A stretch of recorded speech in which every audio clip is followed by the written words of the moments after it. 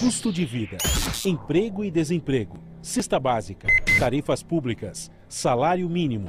Agora, na Brasil Atual, a análise do DIEESE. Hora de abrir espaço para ele, Fausto Augusto Júnior, diretor técnico do DIEESE. Bom dia, Fausto, como vai? Bom dia a todos. Bom, vendas no comércio varejista brasileiro fecharam com resultado positivo, porém foi uma leve alta de 1,2% em 2020, segundo dados do IBGE divulgados nesta quarta-feira. Fausto, conta pra gente o que esses números nos mostram.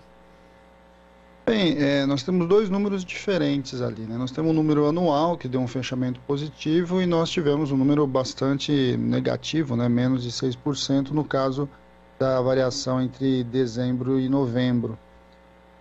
Aí o que esses números mostram para a gente? Primeiro mostra o repique da pandemia e quanto a pandemia, de certo modo, influenciou a economia no geral, em especial o comércio. Quando a gente olha ao longo dos meses, o que a gente vê é que o primeiro semestre teve uma dificuldade muito grande do ponto de vista do setor varejista. O comércio teve perda, teve queda nas suas vendas, que é revertido aí no segundo semestre. Bem, o que aconteceu de especial para essa reversão no segundo semestre? Foi o auxílio emergencial. Então, o auxílio emergencial cumpriu uma tarefa bastante importante do ponto de vista de impedir que a economia caísse mais e, de alguma forma, ela segurou, em especial, as vendas no varejo em geral. É claro que com destaque para alguns setores, né, que foi o caso de alimentação e bebidas, né, alguns setores vinculados ali às necessidades básicas da população em geral. Então, a gente tem aí, quando a gente olha para essa questão então, da venda no varejo, uma relação direta entre o que está acontecendo com a pandemia de um lado e de outro, como é que os recursos que vieram a partir da disputa aí, dentro do Congresso Nacional, do movimento sindical, dos movimentos sociais que viabilizaram o auxílio emergencial, de alguma forma viabilizou que o comércio minimamente tivesse um resultado melhor. É um resultado positivo no ano, é um resultado pequeno, é o menor resultado nos últimos 4 anos, mas não deixa de ser um resultado importante, mostrando o quanto é importante e quanto é fundamental você ter políticas que minimamente lidam com a distribuição de renda e, de alguma forma, ajudam a gente a olhar aí um pouco como é que os próprios setores foram impactados.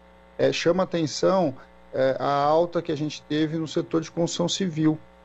Então você tem ali de um lado o setor de alimentação, que era óbvio, né, porque o consumo direto, muito do que aquilo que as famílias muitas vezes se deixavam para gastar de um jeito, acabaram gastando principalmente alimentação e bebidas, mas também na construção civil.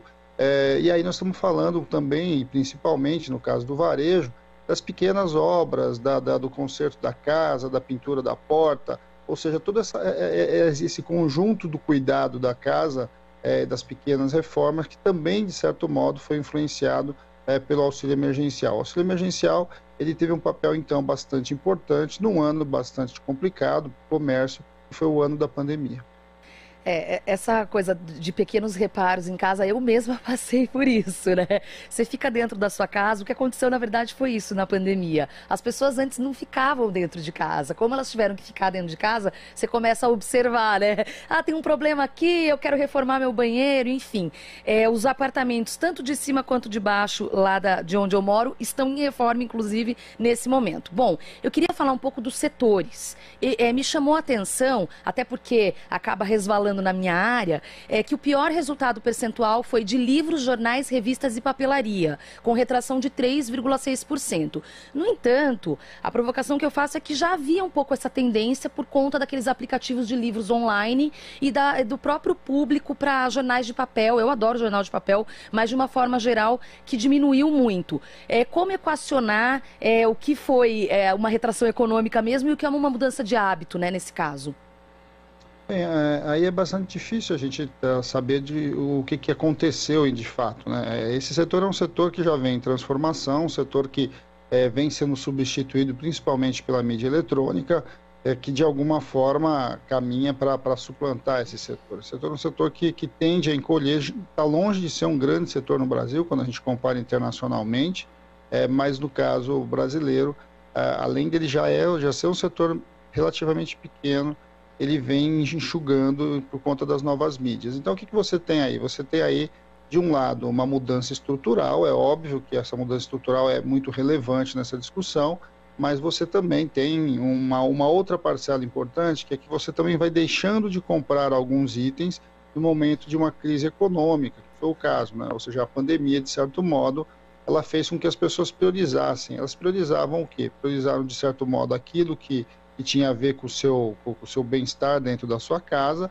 tem a ver com uma redução da renda, então isso faz com que você foque a alimentação, os itens essenciais do seu consumo, e de alguma forma vai deixando de lado outros itens. Vamos lembrar também que o comércio ele ficou fechado durante um bom período, né? Ou seja, a questão do isolamento fechou os shopping centers, fechou uma parte do comércio de rua, que também influencia. Os jornais e revistas, principalmente, nós estamos falando da banca de jornal, né?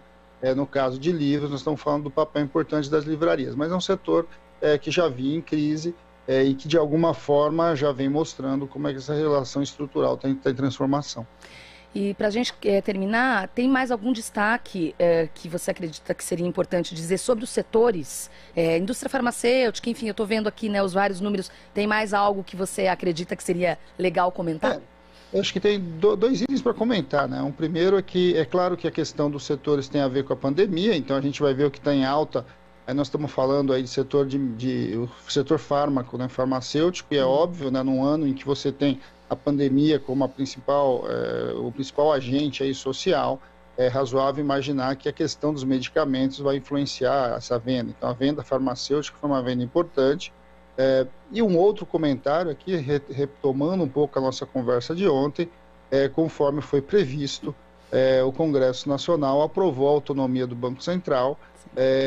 Então, o projeto de lei, que agora então aprovado pelo Congresso Nacional, vai para a sanção presidencial. E aí nós vamos começar a enfrentar aí o que vai significar a autonomia do Banco Central. Tem um conjunto de mudanças então que a gente vai sentir. Uma delas é que muito provavelmente a gente vai assistir a possibilidade aí de grandes investidores fazerem aplicação em dólar no país e etc. E tudo isso, de alguma forma, a gente vai assistir no para frente o que significa essa questão. Então, é como uma abertura aí, né, um fechamento aí do nosso comentário. Isso aconteceu ontem à noite, então é uma informação importante e relevante para a gente começar a fazer as análises econômicas a partir de agora. Claro, vamos acompanhar. É isso aí. Fausto Augusto Júnior, diretor técnico do Diese. Fausto, obrigada mais uma vez pela sua participação. Bom dia, até a próxima. Bom dia a todos novamente.